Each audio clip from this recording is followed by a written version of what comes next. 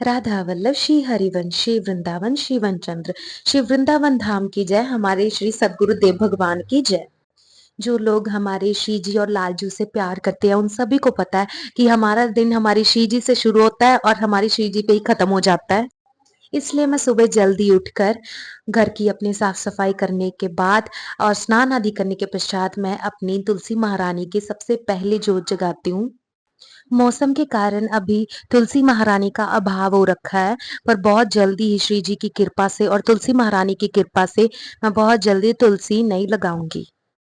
बहुत लोगों का मानना है कि जब तुलसी का अभाव हो जाता है, जब वो झड़ जाती है, तो उनका मानना है कि हमारे जो ठाकुर जी के जो हम भोग पवाते हैं उन्हें, वो उनके योग्य नहीं रहती है, उनको आश्रय योग्य नहीं रहती। पर ऐसा नहीं है, वो आश्रय योग्य होती है।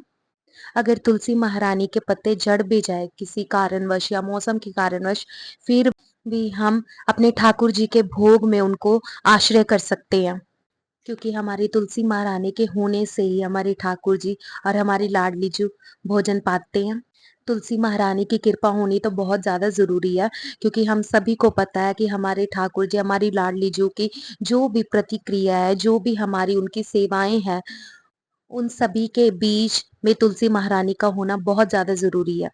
तो इसीलिए हम सभी को हमारी तुलसी महारानी को प्रणाम करना चाहिए और उन्हें हर रोज़ याद करना चाहिए। तो जोत करने के पश्चात मैं लग जाती हूँ अपने प्रियालाल की सेवा में। आप सभी ने थंबनेल से जान ही लिया होगा कि आज हम करेंगे हमारी लाडली जू और हमारे लाल जू की राजभोग सेवा। ये हमारी अष्टयाम सेवा में से एक सेवा मानी गई है। हर सेवा का, हर पूजा का एक समय होता है। वैसे ही राजभोग का भी समय है, जो कि है 11 बजे। जैसे पिछले व्लॉग में मैंने बताया था उत्थापन सेवा के बारे में, जो कि दोपहर के 3 से 4 बजे के करीब होती है, वैसे ही आज मैं बताऊंगी राजभोग सेवा। ये भी सेवा बहुत प्यारी है और बहुत अच्छी मानी गई है। हमारी श्री जी की सेवा तो आठों याम की है।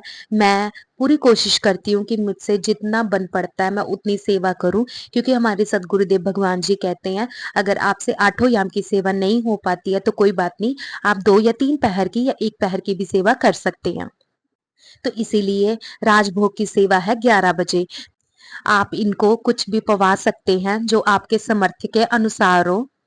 हमारे सदगुरुदेव भगवान जी ने भी इसके बारे में बहुत अच्छे से बताया हुआ है, जो कि सब कुछ अच्छे से लिखा हुआ है हमारे अष्टयाम सेवा पद्धति ग्रंथ में। मैंने तो अपने लालजू और लाडली जू के लिए दूध की सेवाएं बनाई। आप भी राजभोग के लिए कुछ भी बना सकते हैं। क्या क्या पवाना चाहिए ये भी हमारे अष्टयाम सेवा पद्धति ग्रंथ में बताया हुआ है। इसलिए श्री जी की कृपा से और उनको ध्यान में रखते हुए हम सबको ग्रंथ का गायन करना चाहिए, उनको पढ़ना चाहिए अच्छे से।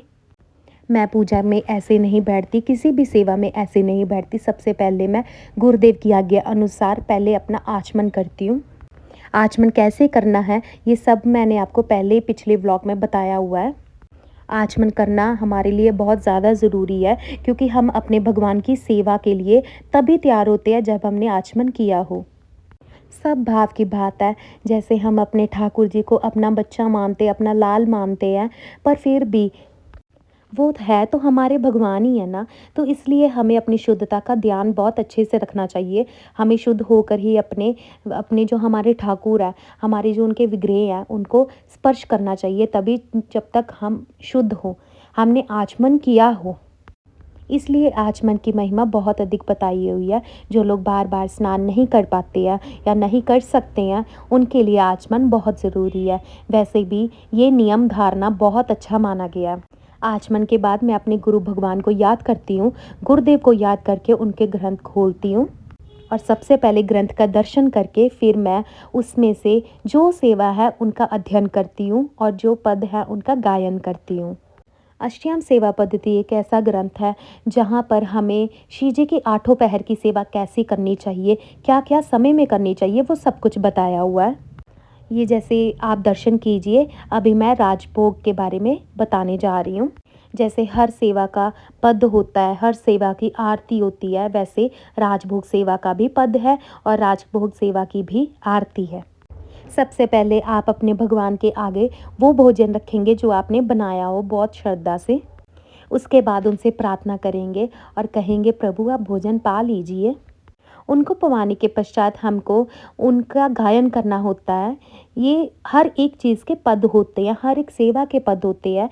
वैसे ही जैसे मैं अब भोजन पवा रही हूँ, वैसे ही मैं साथ-साथ में पद का गायन करती हूँ। एक बात का ध्यान दें कि आपको पद को पढ़ना नहीं है, आपको गायन ही करना है। शुरुआती दिनों में गायन करने में थोड़ी-सी समस्या आ सकती है, पर जब हम रोज़ इसका अभ्यास करेंगे तो हम भी अच्छे से गायन कर पाएँगे। भोग सेवा तो हो गई, अब है आरती सेवा। अब हम राजभोग आरती करेंगे। आरती के नियम तो सभी को पता होते हैं कि सबसे पहले हम उनके चरणों से शुरुआत करेंगे, फिर उनके वक्षस्थल से शुरुआत करेंगे और उसके बाद उनके हाथों की हम आरती उतारेंगे 3 बार और 7 बार उनके पूरे श्री अंग की आरती उतारेंगे। ऐसे ही आरती की जाती है हमारे भगवान की। हम सभी मानते हैं कि हमारे बिज़ी लाइफ में कई बारी टाइम नहीं निकल पाता हमारी सेवा का, पर कोई बात नहीं, आप ज़रूर कोशिश कीजिए कि आप एक तो सेवा ज़रूर करें, अष्टयाम सेवा में से कोई एक नियम धारण करें। और जिनके पास प्रकट रूप में हमारी लालजू और लाडलीजू नहीं है, वो नाम सेवा ज़रूर ले और नाम सेवा से ही आप हर एक सेवा कर सकते हैं। अष्टयाम की भी 8 पहर की सेवा, चाहे जितनी मर्जी पहर की आप सेवा करनी चाहे, आप कर सकते हैं नाम सेवा में भी। और जिनके पास प्रकट रूप में है वो तो सेवा कर ही रहे हैं। और इसी तरह राजभोग सेवा की जाती है जिसका समय 11 बजे होता है।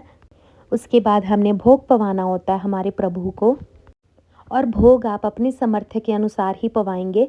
और उसके पश्चात आप करेंगे आरती सेवा। राजभोग की आरती भी होती है, तब हम आरती करेंगे और ऐसे करते हैं राजभोग सेवा। तो इसी के साथ मैं व्लॉग को एंड करती हूँ। Thanks for watching and do subscribe my channel.